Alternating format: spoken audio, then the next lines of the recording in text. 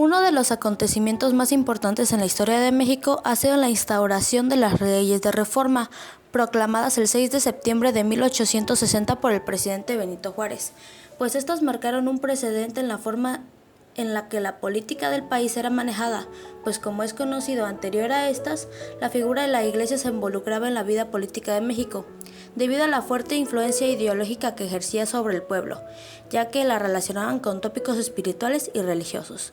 Estas acciones limitaban el desarrollo y la visibilización de sectores ajenos a la religión católica. Es por ello que las leyes de reforma fueron tan importantes para la elección de México como un estado laico. Benito Juárez fue un episodio crucial en la historia mexicana.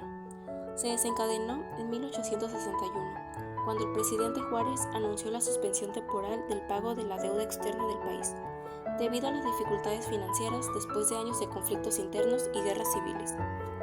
Esta decisión provocó la ira de varias naciones europeas, especialmente de Francia, Gran Bretaña y España. Aunque Gran Bretaña y España finalmente llegaron a un acuerdo con México y retiraron sus fuerzas, Francia, bajo el liderazgo de Napoleón III, decidió seguir adelante con sus planes de intervención en México.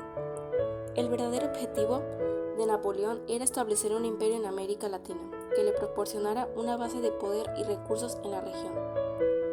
Las tropas francesas desembarcaron en Veracruz en 1862.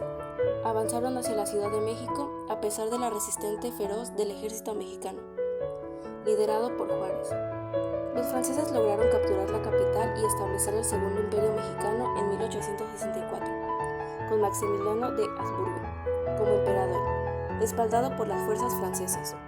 Sin embargo, la resistencia mexicana continuó en diversas partes del país lideradas como Juárez y los guerrilleros conocidos como los juaristas. Finalmente, en el debilitamiento, el poder francés debido a eventos internacionales y la resistencia, las fuerzas francesas se retiraron gradualmente del país. La intervención francesa culminó con la Batalla de Puebla el 5 de mayo de 1862. El ejército mexicano logró una victoria sorprendente sobre las fuerzas francesas, aunque esta victoria fue temporal. La resistencia persistente y la presión internacional finalmente llevaron a la caída del imperio de Maximiliano. En México se implementaron políticas que buscaban liberalizar la economía y promover el desarrollo del país. Algunas de estas medidas incluyeron: promoción del libre comercio.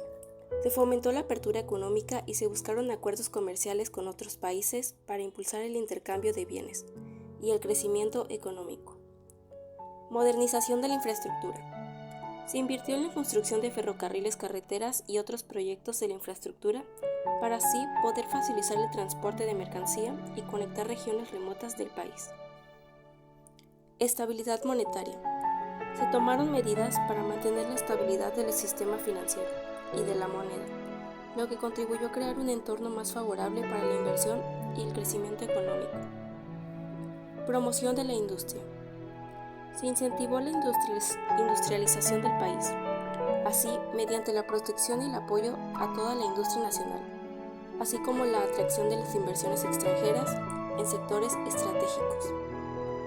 Todas estas políticas económicas contribuyeron a sentar las bases para el desarrollo económico en México durante el periodo de 1852 a 1872, y así establece un marco más favorable para la inversión.